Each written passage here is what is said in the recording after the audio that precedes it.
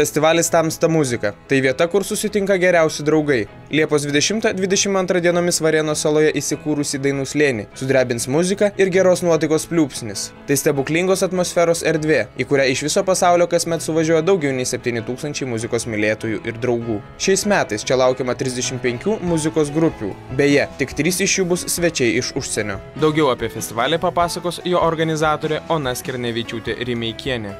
Tamsta muzika festivalis jau vyksta 4 metus.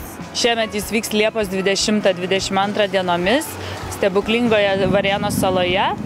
Ten susitinka geriausi draugai. Visa tai, ką mes padarome per visus metus, visi mūsų draugai atvyksta ir kartu mes užbūrėm tą salą ir sukviečiam visus jūs, kad dalyvautumėt. Šiais metais groja Andrius Mamontovas, Lemon Joy, The Ball and Chain, GNG Sindikatas, Saulės Kliošas ir dar 3 atlikėjai iš užsienio.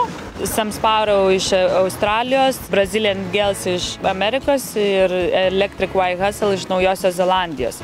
Šiais metais ypač didelį dėmesį skirsim menų sintezijai, tai visi muzikantai, šokėjai, dailininkai, dizaineriai, videomenininkai kurs festivalyje kartu. Ir šiais metais festivalyje bus labai daug meilės, daug įvairiaus stiliaus muzikos, daug pramogų ir aišku stebuklų, kuriuos mes kursime kartu, nes festivalis Tamsta muzika yra vieta, kur susitinka geriausi draugai.